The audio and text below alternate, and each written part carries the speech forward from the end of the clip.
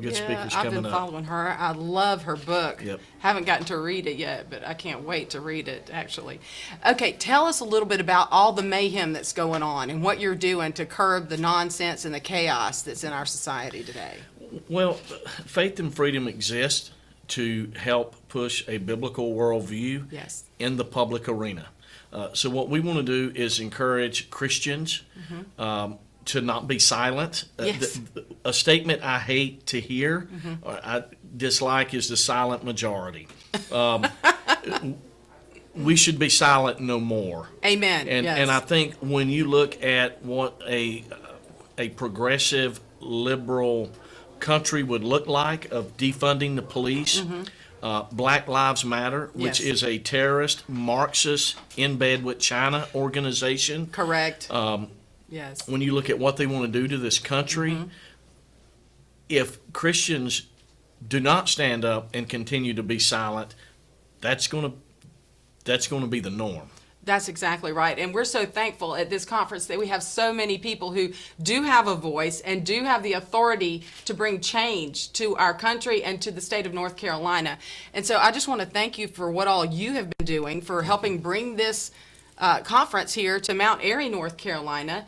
And I think, is there anything you would like to say before we transition to interviewing Speaker Moore? I would just say that we have an opportunity in today's culture to stand up and allow our voices to be heard. Yes. And we cannot acquiesce. Our silence basically says that we're complicit with what's going on, Yeah. whether it's the church, whether it's the courthouse, whether it's the halls of Washington, your local government, or your state government. We need people to be involved. We need people to vote. We need people to pray, Yes. and we need people to be involved. We do. To make a difference. We certainly do. And thank you so much. my This pleasure. is Tracy Philbeck with us. And as Speaker Moore is coming to the set, I'm just going to talk a little bit about my book, which is Giving We the People a Voice. It's called Pray America Great. And we do go over how to be salt and light in our nation. We talk about a few things that we can do as believers and then just as plain concerned patriots. So if you would go to donicahudson.com for that. Speaker Moore, so glad to have you on the set with us. Good to be with you. Yeah, I've known you for a few years now. And if you guys would go ahead and shut that so we don't have the ambient noise. We're here on a live feed here at the Salt and Light Conference in Mount Airy, North Carolina. Speaker Tim Moore just spoke, and we're so grateful to hear what he is doing to represent we the people who are viewing with us right now on this live feed. And Speaker Moore, you said something that really caught my attention. We were talking about lawmakers and candidates who've taken a pledge to defund the police. Did I hear that right? You heard it correct. Well, you know, the mainstream media, you're not going to get this on mainstream media, by the way, so stay tuned in. But defunding the police in North Carolina, what would that look like? So, and so folks can go look it up themselves. The website is called futurenow.org. It is an ultra-left organization that advocates all kinds of things, from gun control to you name it. If it's an issue, they're on the far left. And one of the things they're advocating is what they're calling reallocation of police assets. That means moving things from the police department services to other things. Now, some of the Democrat members have said, well, it's reallocation, not defunding. I said, okay, I'll tell you what. What if I went to state employees or someone or teachers and said, we're going to reallocate your pay? What does that mean? It means you're going to cut it. I mean, yeah. And so they're trying to back up now because they've been Yeah. caught. But they signed this pledge, and this organization has put in at least $300,000 to $400,000. So it's a pledge we're talking about. It's a pledge, and they put $300,000 to $400,000 into North Carolina to help these folks. So now some number backing up. Oh my, $300,000 to $400,000 Yep. they're putting in. Yep. Who's they? Well, it's a number of House Democrats. If folks want to see, they can go to that futurenow.org, and there's a list of the candidates. It's 47 members of that North Carolina House or candidates running. Of course, they're all Democrats. Okay. And so we're talking about it. We're traveling around the state, and we've actually gotten some media coverage, if you can believe it, Yeah. because it's such an outrageous thing. It is preposterous. I mean, who wants to live in anarchy? It makes absolutely no sense. Yeah. And so what they try to say is that they want to put more in social programs and whatever else. Look, we need to help people, but we need law enforcement. We need to know when you call 911, you don't need to be having to leave a message. That's right. You need to be able to get somebody. Exactly. And, to get spiritual about it here at the Salt and Light Conference, that's lawlessness. Absolutely. And there is a term in the Bible, the man of lawlessness and the rise of the Antichrist. Is that what we're dealing with here, do you think? Well, I'm going to tell you, what I would say is this. I haven't heard a good explanation from the left as to why they do not support law and order or safety and security. I mean, one of the fundamental principles of government is to make sure that we can be safe and secure. That's that we right, can yeah. that our person and our property is protected. That's right. And my children, Mama's Absolutely, watching. absolutely. We want our children safe. Yeah.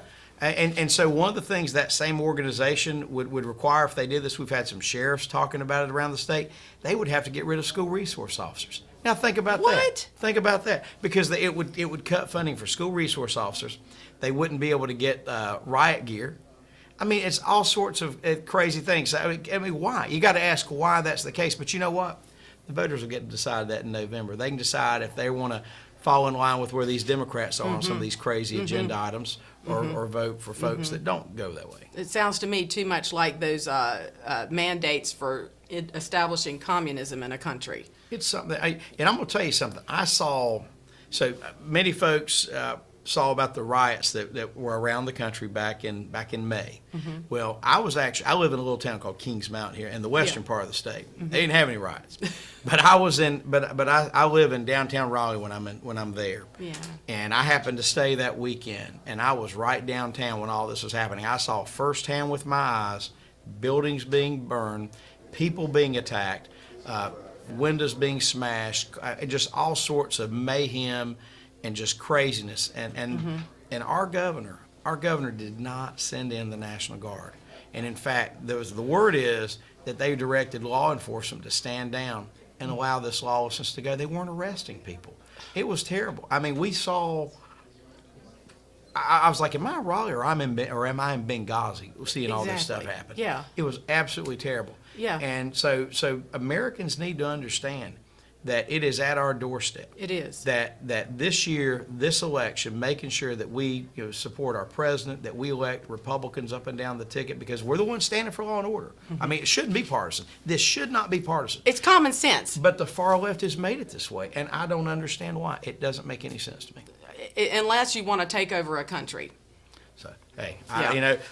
but what we need to do, let the folks go vote. There's all sorts of worry about what's going to happen with the elections, right? What's going to happen? Is there going to be interference? I mean, we've heard threats. You've heard threats from the left to riot and create all these problems if Joe Biden doesn't win. I mean, that ought to make folks really think how important it is that we turn out this year. Absolutely. It is a pivotal election, and maybe that's just that's not even a strong enough word. I think we are really hinging on the future of not only our state, but our nation here. There's something else that you mentioned from the platform that really resonated with the audience here and those who are watching, and that is the pro-life issue and your stance on that. You mentioned the Born Alive bill when you're on stage, and by the way, Governor Cooper vetoed all of us in North Carolina. I'm from Union County, grew up here, and currently live up in the Boone area. And all of our voices are represented in our government through the House. And Governor Cooper vetoed we the people's will here. For infanticide is what I would call it. Yeah. And what you said from the platform totally resonated with us when you said that you said when Dan Forest is elected governor that you'll bring the bill back. Will you do that in the first 30 days? Absolutely. Absolutely, we will. Fantastic. You can count on it. Yeah. And that, or if Governor Forrest does not win, Right. then in that case, if we have a supermajority, we can get it done. But we really thought that we were going to be able to override that veto. But Democratic members who had voted for the bill, voted with us for the bill, were pressured, cajoled, whatever you want to say, to not vote to override. But they still have to answer for that. They should have voted to override that veto and not stand with the governor. But you mentioned you're in Boone. Your representative there, a fellow named Ray Russell, is actually representing the High Country, is one of the most liberal members of the House. I mean, far left. He signed the defund the police pledge, as a matter of fact. Really? Yes, he did. Oh. So yep, he certainly did. That's disheartening. So right there for Watauga, in Watauga County, your representative signed on to that. And Wow. the most radical agenda there. And it is unbelievable. So when I say it's not just the big cities, right there, even in your rural district, That's right. your representative did that. Oh, my goodness. Wow. Well, thank you so much for what all you have shared with us. Is there anything that you would like those who are listening at the Salt and Light Conference to hear? Certainly. I'll tell you this. I think that Christians standing up for our faith, making sure that we stand proudly for our faith, that we do it in our private lives and in our public lives, is absolutely critical. And going out this year and being involved, being engaged, is very important. I believe as a Christian that part of our responsibility is to make sure that our worldview is represented. Yes. Is to do so, and because those who disagree certainly are doing their part. Yeah. And of course, people have free will to decide to choose what they want to do. But if you look at the things that we're talking about doing of the protection of life, Yes. the protection of law and order, making sure that folks can really practice their freedom of religion, it's important. And I'll give you another example that wasn't mentioned just now, but think about this. For the first time in the history of this state's existence, you had a governor of this state who said people could not go to church. The executive order that Governor Cooper signed said it was illegal, that you could be arrested for going to church. Now think about that. It is unbelievable It's that happened. mind-boggling. It is. Is this America? Well, fortunately, a federal court struck it down. Yeah. But for that federal court, Governor Cooper's executive order would prevent folks from going to church. That is unconscionable. And I want folks to know that in the legislature, we did all we could to undo that. We passed several bills that would restrict that power of the governor to allow people to practice their religion. He vetoed it, and the Democrats voted with him to sustain his veto, to stand with him. So this election, there's a chance that people have to answer at the ballot box for these decisions, and I hope everyone of faith will show up and make sure their votes counted. And that's why we're doing this live feed. We want you, we the people who are the church, to be well educated, to know what's really going on, because you're not going to get it on the mainstream media.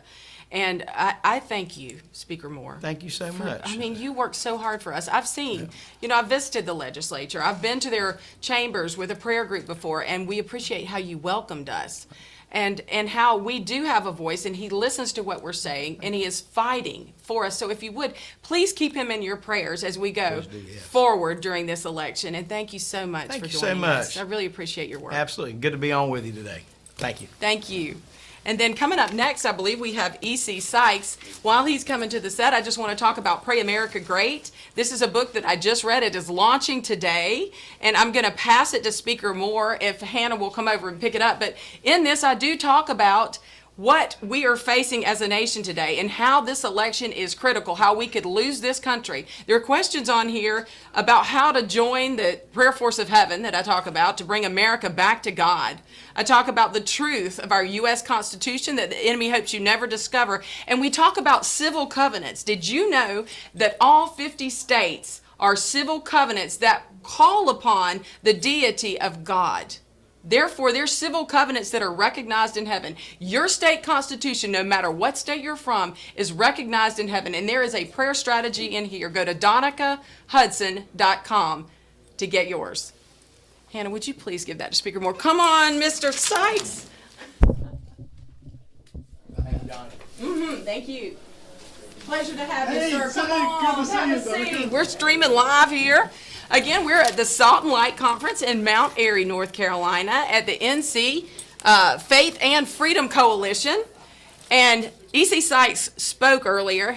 You spoke I got a chance to speak this afternoon just after lunch. Okay, so stay tuned, because this is going to be a live feed that keeps going. You're going to see him there. So tell us a little bit about what you're doing and why you're here. Yeah, deal. So I'm a career business person, not a career politician. And what I've seen happen to our values, I think just compels us to take a stand, right? We've got to stand up and we've got to go fight for a change. And so I'm doing something that's way outside of my comfort zone, but we think it's critical and important, particularly at this time.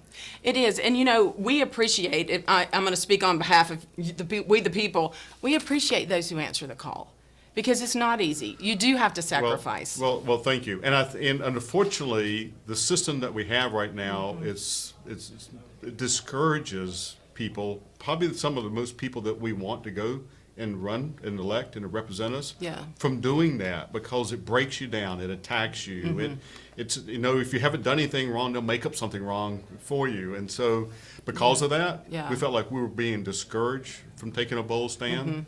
So we said, look, we're not going to fix it by standing on the side and complaining about it. No, so not at all. We got in. And by the way, could you share your website with people that are watching right now? Sure. So they go. Sure. Go to our website, which is ecfornc.com. So that's ecfornc.com. And on there's a bio.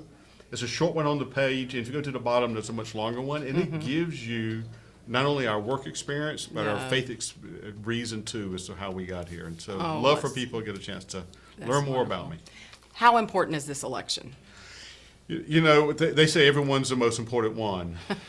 And, so I heard it, and I first go like, yeah, okay, like I've heard it. Yeah. But as I peel it back, as people unfold what's really going on here, we're at an incredible crossroads. Yeah. This is, if we do not maintain federal control, state control of our legislative bodies, people already have plans in place to radically change the structure of our government. They're talking about things like changing the Supreme Court structure. That was before we had Ruth Ginsburg's passing.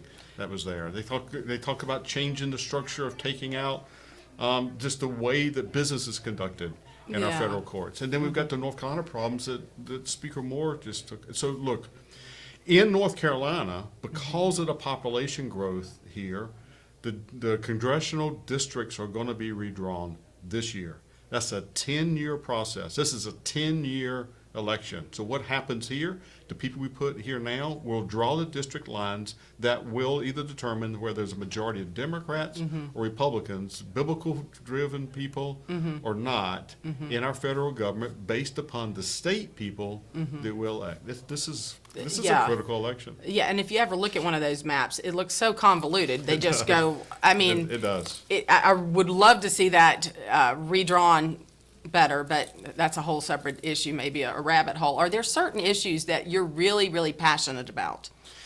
Yeah, it is. Look, so we're called to run for our values, and so the values that we see under attack are what we want to stand for. We have the chance frequently to go to churches and to speak. We're speaking in Currytown Baptist tomorrow in Lexington, and so we get a chance to preach. And so if you're in that area, we'd love to have you. What time? Come. And so I'm sure it's probably 10:30. Probably but 10:30 or 11, something like that. Their website Yeah. and make sure. But often when we get a chance to speak there, the calling in our heart is what this conference is named after. It's Salt and Light. It's Matthew 5:13. And the issue is that we as Christians have stopped influencing our culture. Yes. And we are seeing the results of we of Christians not influencing the culture. This is what that looks like. And actually, if you follow those verses, it says the result of that, the result of salt losing its saltiness or its flavor, is that it's not fit for anything but to be trampled underneath the feet of men. And isn't that what's happening now to the church as a result? And so we were told what the consequences are. We've made this choice. And so this is an issue where we as a church need to get the word out to people about what's going on and stand for our values. Not in a ugly, mean, hateful, but in a sweet, compassionate way, but not sit back and be silent, and which is on my website about why I did it. And we just need to stand up. We do have a civic responsibility that is in the Bible, actually, and I talk about it in my book here, Pray America Great. And I think that those who are watching now, a lot of times I've heard a lot of Christians say, well, let's just pray for revival and it'll take care of all this mess. What's your reaction to that? Yeah, so when you're driving your car down the road, do you close your eyes and pray that God would keep it between the lines? What an analogy. That is fabulous. Yes. And so, look, God called us to action. Right. Repetitively. And for whatever reason, God chooses frequently the work is willed out through men. God gave his gave us apostles and prophets and teachers and pastors to prepare us to Right. minister, right? Yes. He tells us that he has given us what we need to be prepared to go out into the world. So he has. Now it's our job to go out into the world. And there's a little word that defines when we choose not to do that. It's sin. Oh, sin, yes. It's not black or it's none of these gray zones. He prepares us, he calls us to go out, and when we don't, we've made a bad choice. You know, I like to listen to the Holy Spirit, that still small voice that's within us, that he ever liveth. He dwells within us. And I feel like there are people watching here that needed to hear that. Yeah. I really feel like that what you just said ministered to people who are also called to take action, and they've just been wondering, well, is this really God's will? Yeah, well, look, I'm an engineer. I am not naturally out there. I'm Hear very ya. comfortable with a pencil and paper and math equations. Right?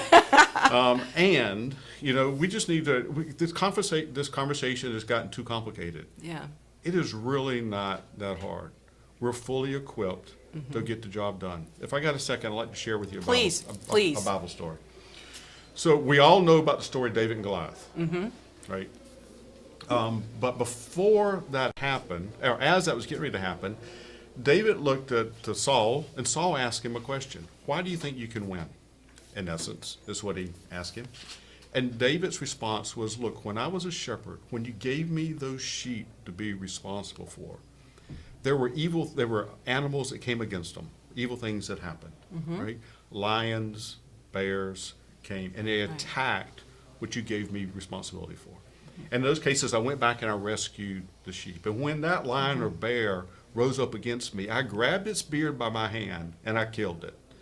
And he praised God for that event happening. God allowed those times of testing to come in to prepare him. That may have seemed difficult in the time, but when David got ready to stand against Goliath, it wasn't the first time that he was in a difficult spot. God had walked him through the process of being ready for the next step that he was ready to take. And that certainly happened in my life to get me ready for this crazy step. And I believe God is very, very intentional with all of us. It's not accidents that got us to this point. We're fully prepared to have that conversation with our neighbor in a pleasant way, just to ask questions about values, right? And to help them get to a point that they understand the importance of biblical values. And would you please state again your website? Yeah, it's ecfornc.com. And so we're running for the Secretary of State's office. And we appreciate people taking some time to get to know us a little bit better. We've had a chance to minister through the church. We've had a chance to be foster parents. We've been endorsed by Susan B. Anthony and Dr. Dobson and FRC and Right to Life. Those issues are critical to us, and it's those issues that have compelled us to run so that we here in North Carolina can pass along to the next generation what was given to us. And I believe NC Values as well. Is that correct? NC Values as well? Yes, That's NC right. Values Coalition has been very instrumental in North I Carolina. love Tammy and the team there. So. And my colleague Jim Quick. And so we Yes. actually have voter guides right here. And you can go to ncfaithandfreedom.com for these voter guides and decide what you think the Lord would have you do. Yeah, they made it very easy, right? I'll tell you what to do, but here's a biblical principle. Now, with this principle, which way do you think is right? And all the issues are listed, and it's pretty obvious where people stand. So this is a fabulous tool, ncfaithandfreedom.com.